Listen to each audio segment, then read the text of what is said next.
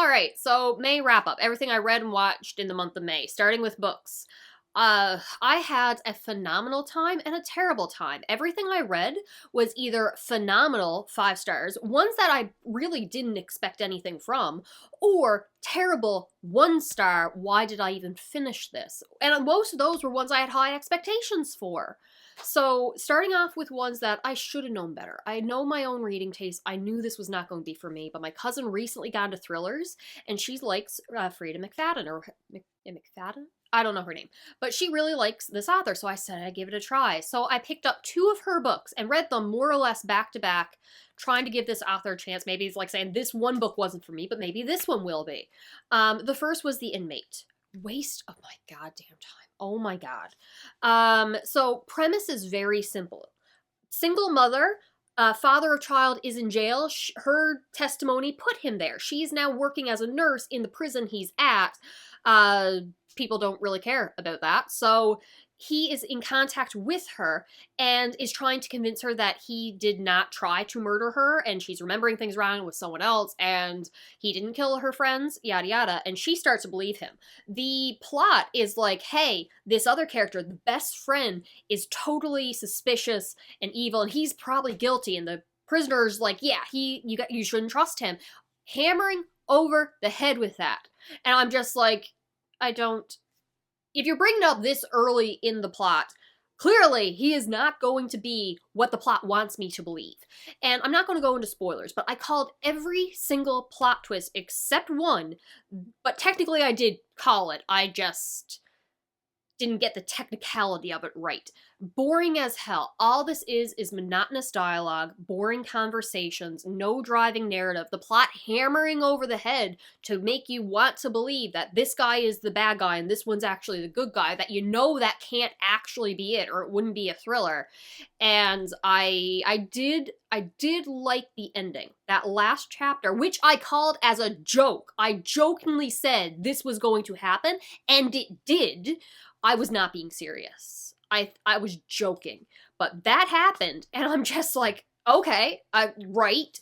I enjoyed that. I love that last moment. But it didn't save it from a 1 star. This is going to be one of the worst books I ever read. And I can't tell you why without spoilers. For some reason, I then picked up and paid a good, $7, $8 for The Housemaid. And I thought The Inmate was going to be the worst book I ever read this year and possibly ever. No, that's going to belong to The Housemaid because, again, called every single twist, called every single plot point without exception. Got them all. From, like, the opening chapters.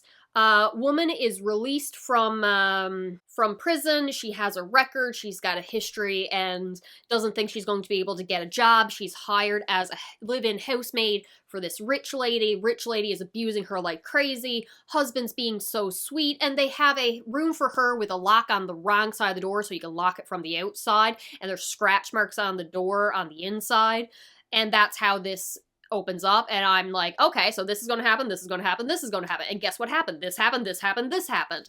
Zero twists, zero surprises, and the most boring, frustrating narrative I've ever read. All it is this housemaid being gaslit by the wife, and she's just like, I didn't tell you to do this. Yeah, you did. And wife destroying the kitchen and then blaming her for the mess, and it's just over and over. All it is gaslighting her, making her like, I'm feeling like someone's going crazy. I would live on the streets before I lived in this house. Despised it. 1 star. I finished this. I read it in one sitting, in like 2 sittings, because I knew if I put this down, I would never pick it up again. I hated it so much. I had to just finish it and be done with it. Oh, I hated The Housemaid so very much. My cousin liked it and will probably read the sequel. No. Worst of all, she convinced me to read one more not because she thinks I'm going to enjoy it. She actually told me to give up, but I never really write off an author till I give them 3 tries. So she told me the plots of some other books from her that she read, and I don't know the name of it, but she said one that she felt like was a car crash, train wreck that you couldn't look away from. It was just over the top ridiculous, and I'm like, yeah, that is my vibe, though, so I need to give that one a try. Let's go with a positive before I go with another negative. I did not bring my books here. All right, Bat Eater and Other Names for Corazon Zeng. I adored this one. Had no expectation. Picked it up because pretty cover and the fact that it was the Literally Dead Book Club's book club's book of the month kind of thing. I would have picked it up anyway because look at that cover. Premise, which I did not know going in. Do not read the synopsis because something that happens in the first chapter, I'm pretty sure is in the synopsis, and I didn't know about it, and I was shook. And I'm like, I was not expecting that, and apparently it is the selling point of the book, is what everyone knows going in. It has such messy sister family dynamics. Love, jealousy, resentment, wanting to belong because like they're half sisters and the family dynamic's so different. Cora feels like an outsider. She has anxiety. She lived for her sister, being in her shadow. And tragedy strikes. This is during the pandemic. The hatred and xenophobia, especially towards, she's Chinese in origin, directed against her, and that's the name Bat Eater, like someone calls her a bat eater. And there's a ghost and evil spirit, hungry spirits, and the connection between family. It is just so good. She works as a cleaner in like a crime scene cleaner. So she thinks there's a serial killer going around targeting people of Chinese descent, and no one is believing her, and you have like subtle misogyny and just hatred, but love and found family and so much trauma. I was addicted to this book, could not put it down, expected nothing from it, easy 5 stars. Writing wise, took me a little tiny bit to get into, a couple chapters, just because it was very intentional, lyrical, like the prose is purposefully done, but I do prefer more simplistic prose. I don't like it when the over-description, flowery narrative takes over the story. It kind of pulls me out of it, honestly, if it's over-described. I was worried for a minute it would go into purple prose, but it definitely did not, and I definitely fell in love with the writing and the story semi-quickly, but it did take me a little bit of time. Phenomenal. Recommend it. Let's go with another negative now, because Moonwalking with Einstein and, I don't know, something about remembering everything. I was told such good things about this. Like, I follow a couple nonfiction people and I want to start reading more nonfiction, and this was like one of their favorites of all time, and I'm like, okay, cool. So it's something about memory, and almost like getting an eidetic memory. Like, photographic memory isn't a thing, but you can do these tricks to help you remember things. And it's written by, I think, a journalist, and it really should have just remained an article. This did not need to be a book, in my opinion. It was so repetitive. Like, it was really interesting at first, but then they take the exact same concept and repeat it in a slightly different situations over and over and over again. I like the research in terms of people with really good memories and don't even try to be. Like, they're a savant in this area. Versus someone with a really bad memory due to injury or disease, and what memory means to be human. The idea of like oral languages and traditions and stuff like that, how it's passed down and the importance of remembering it. And again, the value it relies to in society and your own identity and self. That was all interesting.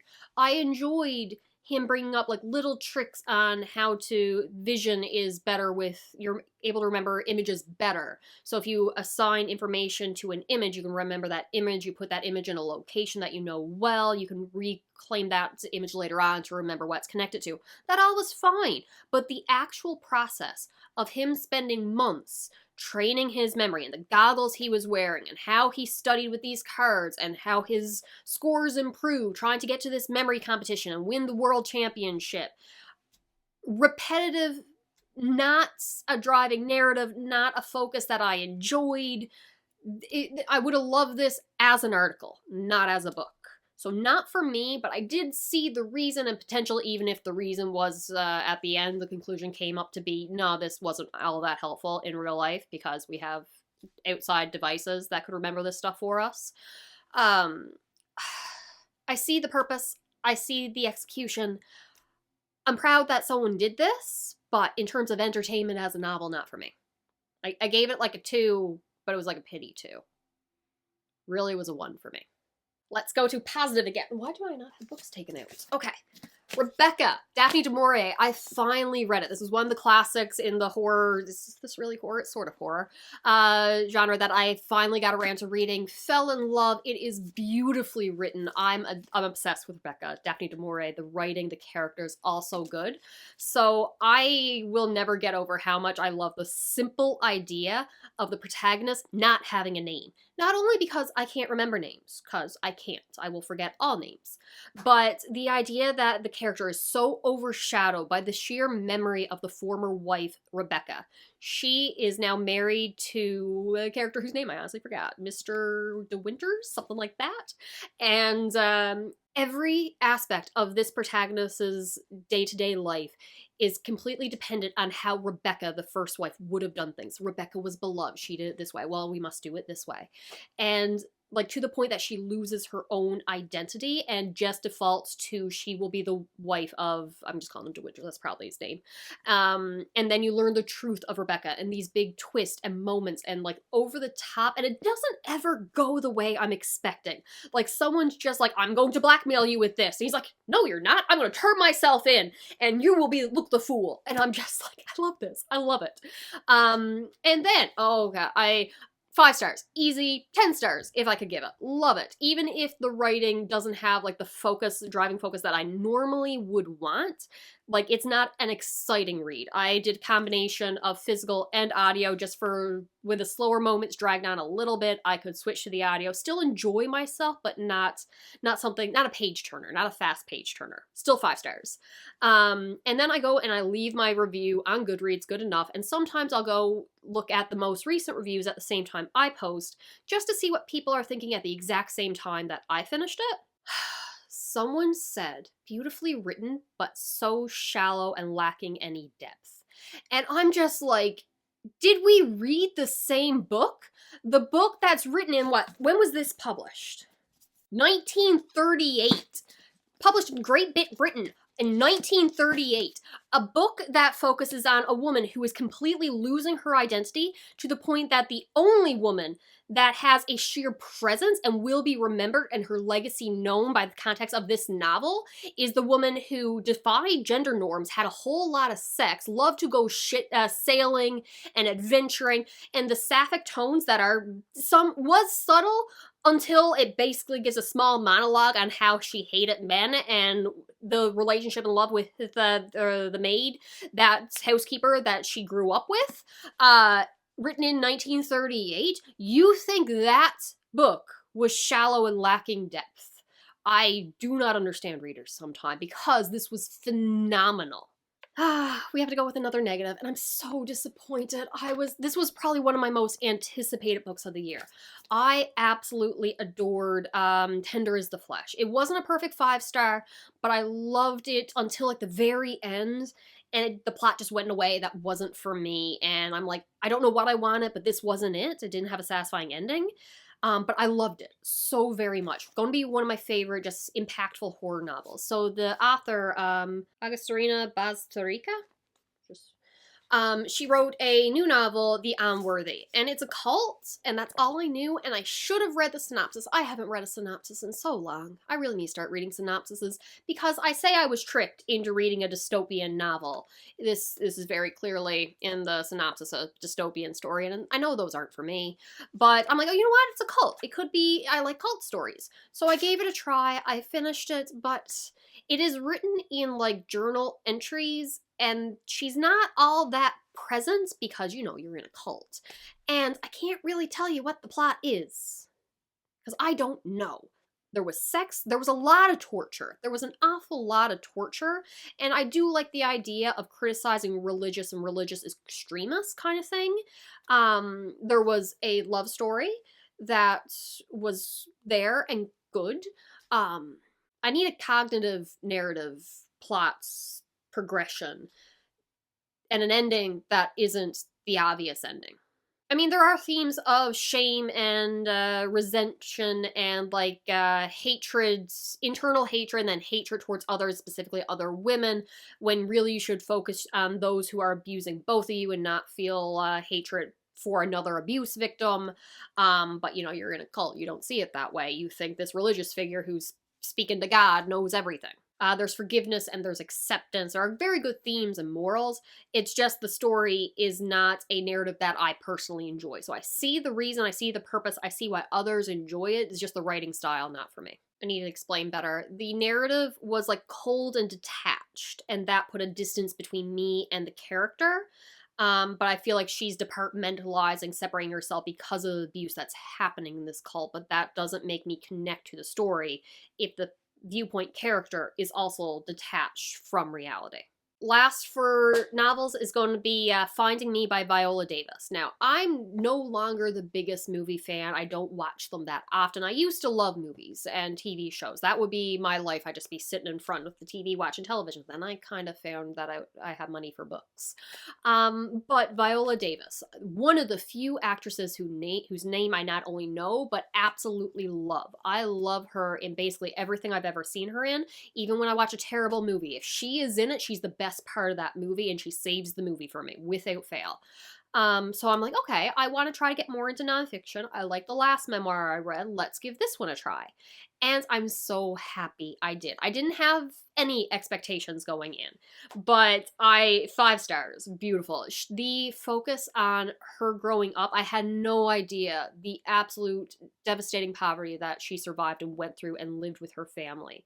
The abuse, most like sexual abuse from a young age, the passion that she had for the arts and for acting and finding her own voice and her personality and coming out of her shell, but being told who she is isn't presentable. Like, she's a Juilliard trained actress, and they're telling her you have to like stifle down what makes you you. So she goes and like rebels against that training to find her own way during this semester abroad with women. Was it in Africa that had a pure joy, like screaming out to God and to make him notice them, because in their case they wanted children, but in her case she's just screaming out for help. It's so good, her entire life. It was a hard read. I'm not saying it was the most entertaining read, but it definitely gave more on her as a person, and especially on when she got, there's only a very small part on how she got the role of How to Get Away with Murder as Elisa Keating, and people thought the show wouldn't succeed because she wasn't attractive enough. Are you insane? There used to be a world where Viola Davis wasn't known as one of the most beautiful women in the acting industry as a full stop. I'm shocked. I can't believe I lived in that world because she made that show. I definitely need to give more memoirs a chance, and this would very much solidify that I like memoirs. Granted, I've read like 2, so I gotta try a 3rd. On to anime and manga. So, I have I'm a little bit behind now. I was caught up with the Apothecary Diaries Season 2. It took me a few episodes to get into it. Season 1, I binged from episode 1, could not stop. So happy the entire season was out because I would not have been able to wait. Season 2, I think it took me like 3-4 episodes to really get into. Then I binged everything that was out, and now I'm just like, I need the rest, but I can't do episode by week because I can't handle waiting till the next week. So I'm gonna wait till all the season is out and binge the rest of it because I love it. I love it so much more than season 1. The mystery that is coming about, did not see coming, blown away. I loved it all. Mau is adorable from start to finish. In case anyone forgot, she's the apothecary. She's in the rear palace. The concubines to the emperor are there. She's interacting a little bit with the emperor. Junshi and her are having their dynamic is growing. I have that season, or the first light novel. It's on the way to me. I need to start reading the light novels. I'm obsessed with this character, this world, this story. I love everything about it. So when season 2 is completed, and maybe once I've started reading the light novels, I'm going to get a dedicated video on just how much I love the Apothecary Diaries. In a not so great news, I finished Kaiju number 8, and there's nothing wrong with this. Premise very simple. 32, I think, year old man finally wants to live his dreams and become someone who fights the kaiju monsters instead of just working in the cleanup crew afterwards. And this is what he's always wanted to do since childhood. His best friend has surpassed him, and got to be one of the best kaiju fighters ever. And the idea of being stuck somewhere, wanting more, wanting to achieve your dreams, feeling like it's too late, watching those you grew up with feel like they surpassed you, that's all very relatable. Except this character feels no different than any other shonen character. There's nothing that makes him feel like a 32-year-old man versus a 14-year-old kid. I felt disappointed that Kaiju number 8 seemed to want to tell a different shonen story, but like it's still a shonen, so he acts like a shonen protagonist. It doesn't do anything to stand out and differentiate itself from any other shonen that I've seen, so it was very forgettable. I love the side casts. The side casts are great. I just don't like when a series feels like it wants to do something but doesn't commit to that thing and wants to get points for, oh, we did something unique, but you did nothing with that unique aspect. So I think if this was a seinen, I would like it better. The humor also for the anime did not work at all for me with his over-the-top crying dramatics and facial expressions.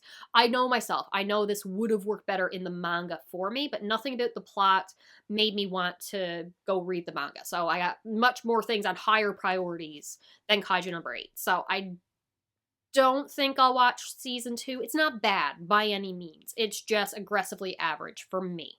I see why other people like it, not for me. And I have no genuine criticisms. It's average. Lazarus. Upset. This was my most anticipated anime ever. Long story short, I think I must have switched dimensions somewhere along the way, because I swear to God, it was either undergrad or grad school. I'll give you grad school. The latest it could have been possible was 2020. But I really think I heard about it before then. I heard a story that was coming out, and quite honestly, I thought it was a novel that I remember reading about coming out. But, I was looking up anime and manga at the same time as books that I wanted to read and watch. So, I heard a story that was coming out about a character who had to go search for a doctor after a drug was created, and it did a lot of good. A vast amount of humanity had taken this drug, and now it's revealed that in, I think it was a year's time, everyone who took this drug is going to die, and the doctor who created it has disappeared, so this character has to go find that doctor, and the name was Lazarus. The latest I possibly could have heard about this was 2020. But Lazarus, the anime, did not come out, or was not announced to be coming out until like 2023. And again, I'm pretty sure it was before 2020 that I heard about it. That's just the latest it possibly could have been. And I'm like, what? Were they talking about it like as on a panel of what they wanted to make? Where did I can't find anywhere. Can't find any note that it was announced before that time. And it's upsetting. But I got very excited because I've been wanting to watch this anime since I heard about it, God knows when. And I started, and it's not living up to what I want. I'm having many issues with it. It's not terrible. It's not average either. The characters' personalities are falling flat. Like, you have a group of characters who are looking for this doctor, and they have been either pulled out of prison or out of their life to join the Lazarus group to hunt down the doctor. And the main character has a strong personality, and the others bounce off it, but the best way I can say it is you're not fleshing out all these characters in a short anime. I think I've watched 8 episodes. Yeah, 8 episodes out of a 13-episode series, and the most we're getting is a single episode on each character's backstory, and it's very, very shallow to me. We're not going into any depth, which is okay, because what I'm interested in is the doctor. Why he created this drug, what his purpose is, why he wanted it to mutate in his case after I think it's 3 years now, to like kill everyone who's ever taken it, and now I think we're at like 12 days left before it's too late to reverse everything.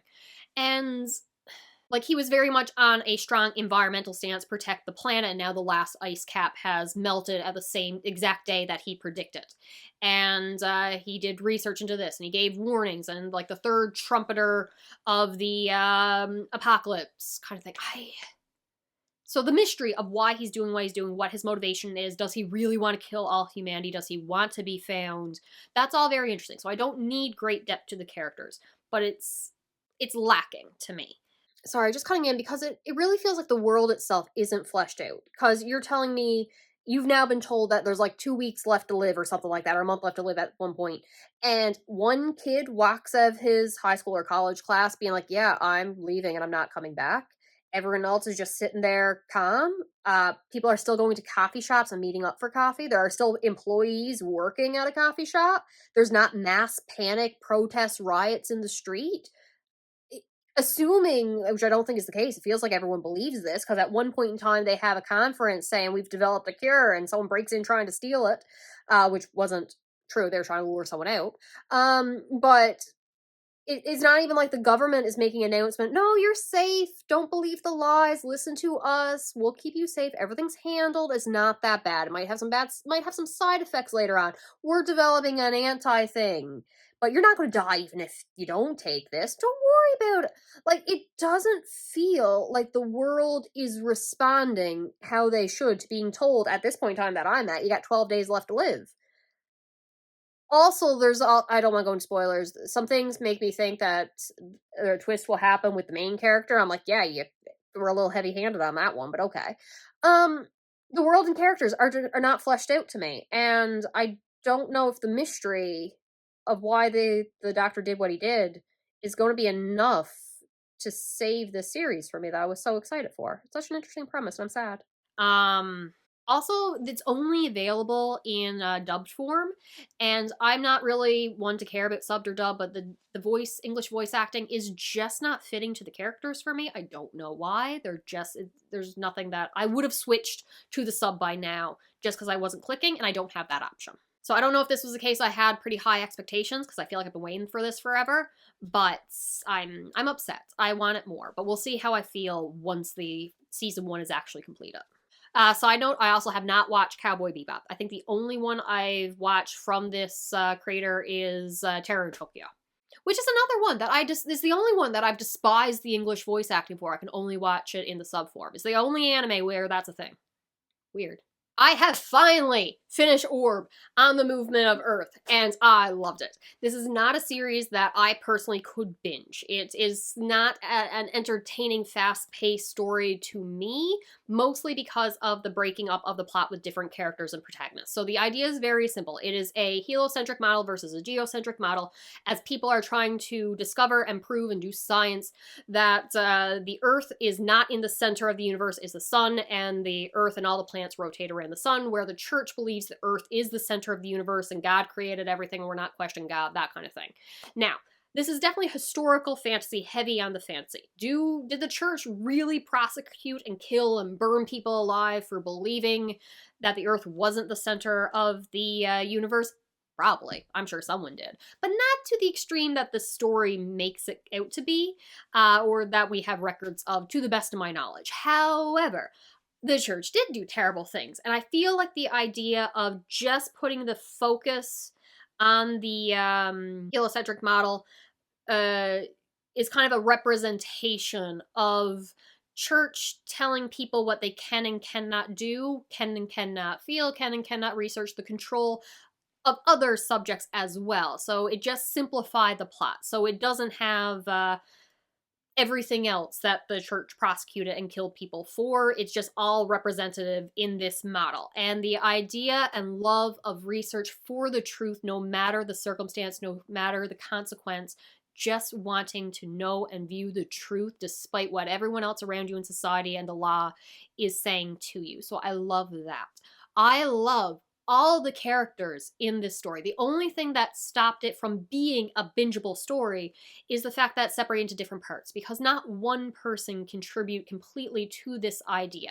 So you have, who I assume are all fictional characters, save the last one, looking into this research and having their own reason for pursuing this knowledge of finding the truth of the universe, to unravel the cosmos, whether it's for love, whether it's for religion, whether it's for pursuit of knowledge, whether it's for wanting recognition and admiration for their accomplishments to prove their brilliance, or just for a love of money. I loved all these characters, and they all have their different reasons, but through different points in time. So we spend a couple episodes with one character, a couple episodes with another, a couple episodes with another, and because it took me a little bit of time to readjust to the changing viewpoint, the changing character, the changing motivation, it just disrupted the flow that I couldn't binge it. I can see other people binging it. There's nothing wrong with a single episode. It just wasn't a bingeable show for me. And the trauma. I love trauma. And this series traumatized me multiple times. Multiple times. And that's the highest praise I'll ever give it.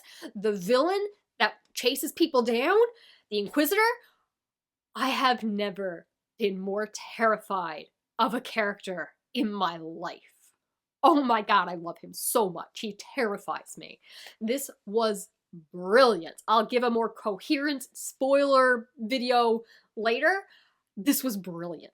I loved it. And for anyone, listen, if you love like history and details and like any amount of distortion of the truth and over dramatization just won't hit for you, that is completely fair. I just view it from V for Vendetta. Some people use lies to tell the truth. And anything that criticizes religion is going to be an okay hit for me. And I love it. I love religious themes in series. It's just always entertaining. All right. I picked up Kaguya-sama Love is War because I've heard great things about it. I want to broaden my horizon of different anime series to watch. I believe this is technically a seinen. I hate school series, and I want to get past that. So I'm like, okay, this takes place in like student council, so that is school. I'm going to try this setting. I did not know there was going to be a narrator. No one told me there was a narrator, and I absolutely despise narrators. I would not have picked that up if someone had told me. It's an unreasonable, irrational hatred, burning passion. I hate narrators. So that was not set up for me. I knew this was a romance comedy. I wanted to give it a try. And the premise is interesting in the sense that love is war. So these two characters both are in love with each other. That is very clear. I'm pretty sure they know this. But they each want the other to confess first, because for one to confess means they lose. And the one who didn't confess will win. And it's interesting. It leads itself to some interesting sections and dynamics, but it's not enough for me for an entire plot. It's a great premise. I just need something else going on driving a narrative forward. We definitely have, I'm only 6, I think. Nope, 5. I'm 5 episodes in, and I'm really considering dropping this. I don't think I will, because I like to finish season 1 before officially dropping it. I can forget about a season and never pick it up again, but I can't intentionally drop it just because I'm not really enjoying it. I don't know why. Each episode is also like 3 separate events, not related to each other. It's just like someone brought in a home-cooked meal and I want to trade, but I can't ask for food, so I'm going to bring in a more elaborate lunch and make you ask to share with me. And one where, okay, I did like the one where someone forgot the umbrella and they both forgot the umbrella, but both actually have the umbrella, but they want the other one to offer the umbrella, but they've both already said, I don't have an umbrella, so now they're just stuck in the rain. Okay, I like that episode. And then there's like, I don't know, the French Club, and those are all just in the same episode, 3 different things in one episode. I need a driving narrative. So like, to me, I'd want, say, a mystery combined with the romance comedy. Someone stole money and the president is, and the Kageyama and the president are both blamed for it, but because she's rich, her family gets rid of it and he's on the hook for it, and they have to figure out who actually stole the money to clear his name. And in that process, you also have the love is war, each trying to get the other to confess their feelings. That would work for me, because you have a strong narrative throughout the entire thing driving the plot. But clearly that's not what this series wants to be, and that's perfectly fair. It just means it's not for me. The comedy is not hitting a lot of the time. Not a lot of the time. Some of the times it's like miscommunication. I mentioned with the food. She wants to try his hot dog octopus thing, and he thinks she's judging him because he's poor and this isn't up to her standards. And they both think different things. Or one is doesn't know what first time means. She's so sheltered that she thinks it means first kiss, and the other club members know what it is implying in this context, so she's embarrassing herself. It's not an entertaining narrative, and there's no strong narrative driving the entire series. It's just who will confess first, plus comedy, and it's also power dynamics. Like, for me, wanting to have more power and control in the relationship, I don't think it's going to be the strongest focus. It's just kind of there, but it just doesn't seem like a healthy thing to build a relationship on if this is how you view it, but they're kids, so what can you do? I appreciate and understand why other people like it. I just know it's not for me. I will finish season 1. I know me. I'm going to finish season 1. Just might take me a while. But considering I feel like the setup and tone is going to continue on for the rest of the series from what I've been told, I'm probably going to drop it after season 1. Berserk! Ugh. Alright, I have finished volume set 11 here. I'm on volume 32, 35, I don't remember. I'm going to the Fantasia arc now, cause, my god, this was an experience. I'm so excited. I love Berserk so much. I'm going to finish this soon. My issue right now is there's only 14 of these volume sets, and if I'm on 12, I'm almost caught up, and that's not good for me. I'm not happy about that. I'm not ready to be caught up with Berserk at all.